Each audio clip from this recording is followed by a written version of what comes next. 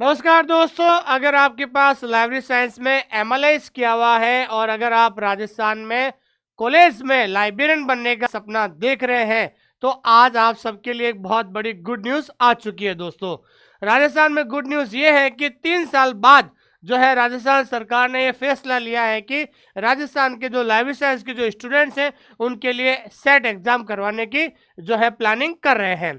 तो मैं आपको बताना चाहता हूं कि आप में से बहुत सारे ऐसे विद्यार्थी हैं जो वर्तमान में यूजीसी नेट की भी तैयारी कर रहे हैं। तो उनका एक सवाल ये रहता है कि सर हम तो ऑलरेडी नेट की तैयारी कर रहे हैं। तो आज के इस वीडियो में मैं आपको बताना चाह रहा हूं कि यूजीसी नेट और जो है स्टेट का सेट एग्जाम में क्या अंतर है, उनके क्या सिलेबस में क्या भिन्नताएं हैं, उनका क्या पाठ्यक्रम रहेगा, एग्जाम पैटर्न क्या रहेगा, तमाम जो जानकारी है आपको इस अगले वीडियो में मिलने वाली है। दोस्तों, आइए शुरुआत करते हैं आप लोगों के लिए।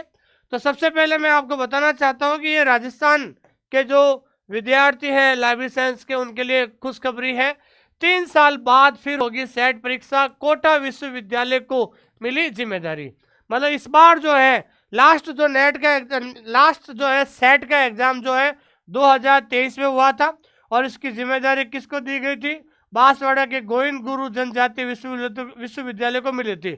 लेकिन इस बार राज्य सरकार ने कोटा विश्वविद्यालय को सेट एग्जाम कराने की जिम्मेदारी दी है। दोस्तों, तो ये 3 साल बाद फिर से सेट एग्जाम जो है आप लोगों के लिए हो रहा है और अगर आप सेट एग्जाम क्लियर कर लेते हो, ये आपके लिए एक एलिजिबिलिटी टेस्ट होगा है। उसके बाद भविष्य में आने वाले जो कॉलेज लाइब्रेरियन में आप आराम से फॉर्म को अप्लाई कर सकते हो, फिल कर सकते हो।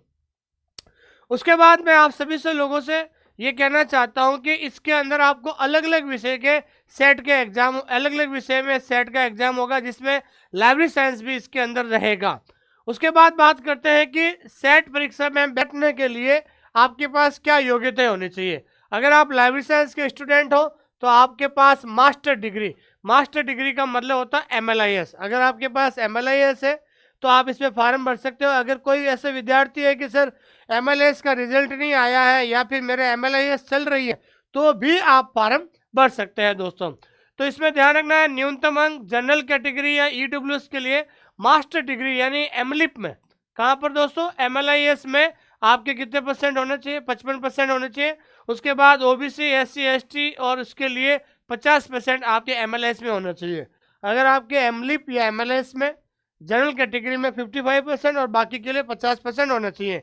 यदि आप सेमेस्टर डिग्री के अंतिम वर्ष या सेमेस्टर में तो भी आप आवेदन कर सकते हैं। जैसे मान लीजिए आपका जो है सेट का एग्जाम 6 महीने बाद होने वाला है और वर्तमान में अगर वो किसी यूनिवर्सिटी से एमएलआईएस कोर्स कर रहा है तो अपीयरिंग में भी वो फॉर्म भर सकता है। दोस्तों, क्योंकि आप अपने डिग्री परीक्षा परिणाम के 2 साल के भीतर पूरे अंकों के साथ प्राप्त कर लें। और असिस्टेंट प्रोफेसर यानी असिस्टेंट लाइब्रेरियन की पात्रता के लिए कोई ऊपरी सीमा या इसमें एज लिमिट नहीं होती है। उसके बाद हम बात करते हैं कि सेट परीक्षा का पैटर्न आमतौर पर यूजीसी नेट के समान होता है। बहुत सारे विद्यार्थी सोच रहे थे कि सेट और नेट के अंदर अंतर क्या है, हालांकि कोई अंतर नहीं है विशेष। जैसा नेट का जो पेपर होता है वैसे पैटर्न वो क्या होता है, सेट होता है, जिसके अंदर पहला पेपर होगा जिसमें 50 क्वेश्चन होंगे, 100 नंबर का होगा और पहला पेपर होता है शिक्षण और अनुसंधान अभिरुचि जनरल एप्टीट्यूड। फिर दूसरा जो पेपर होता है वो होता है सब्जेक्ट का, जिसके 200 मार्क्स का होगा, जिसमें 100 क्वेश्चन होंगे और ये आपका जो सब्जेक्ट होगा, जैसे अपना सब्जेक्ट है लाइब्रेरी साइंस तो ये लाइब्रेरी साइंस का सब्जेक्ट का होगा। ध्यान रखना है कुल 3 घंटे का पेपर होता है। सबसे बड़ी बात क्या दोस्तों, ये 3 घंटे का पेपर होता है। प्रश्नों के जो प्रकार होते हैं वो आपके एमसीक्यू लेवल का होता है और इसमें नो नेगेटिव मार्किंग, किसी प्रकार की नेगेटिव मार्किंग भी नहीं होती है। ठीक है, तो कुल मिलाकर आपके दोनों मिलाकर आपके कितने हो गए, 150 क्वेश्चन हो गए। तो 150 क्वेश्चन होंगे और ये पेपर होगा आपके 300 मार्क्स का। 300 मार्क्स का ये पेपर होने जा रहा है। दोस्तों, उसके बाद हम बात करते हैं सिलेबस की बात करते हैं तो पहला जो पेपर होता है जनरल पेपर, जिसके अंदर teaching aptitude, research aptitude, comprehension, mathematic, reasoning, ICT, people and environment, ये आपका फर्स्ट पेपर का सिलेबस रहेगा जिसमें 50 क्वेश्चन होते हैं।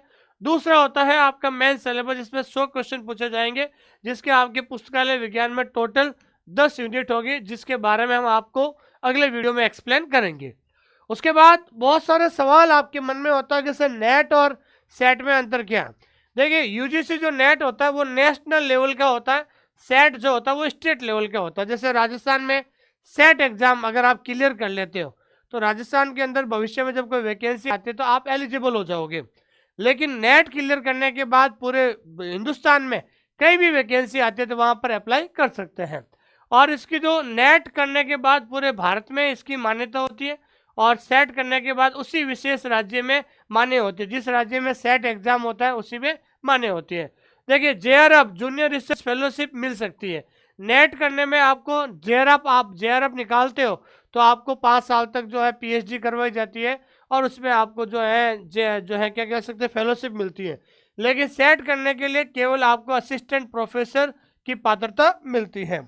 देखिए नेट का जो आयोजन है साल में 2 बार होता है, हमेशा ध्यान रखना है, जून और दिसंबर।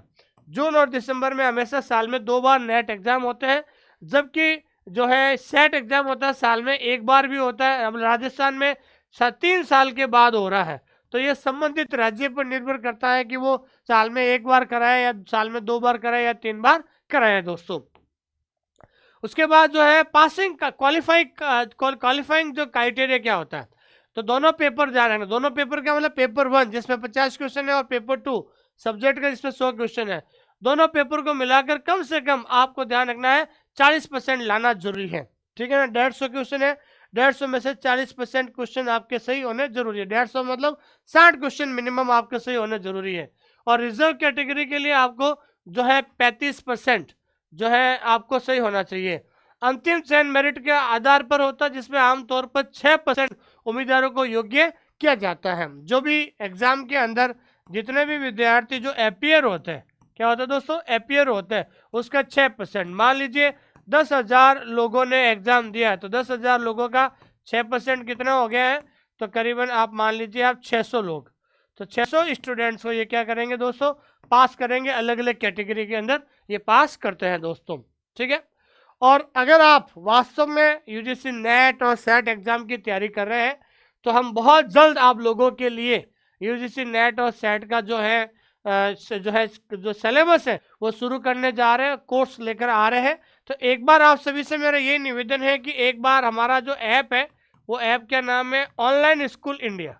ये ऑनलाइन स्कूल इंडिया ऐप को डाउनलोड करें और ऐप के अंदर जाकर एक बार फ्री डेमो जरूर देखें। अगर आप फ्री डेमो देखोगे तो आपको पता चलेगा कि इसका कंटेंट कैसे होता है। और अधिक जानकारी के लिए दिए गए नंबर पे 8949992361 इस नंबर पे आप कभी भी कॉल या मैसेज कर सकते हैं। और आपको संपूर्ण जानकारी जो है आपको हमारे टेलीग्राम चैनल पर मिल जाएगी, जिसका लिंक हमने डिस्क्रिप्शन के अंदर दे दिया। ऐप डाउनलोड करें और ऐप के अंदर जाकर आप फ्री कंटेंट जरूर देखें। Thank you very much.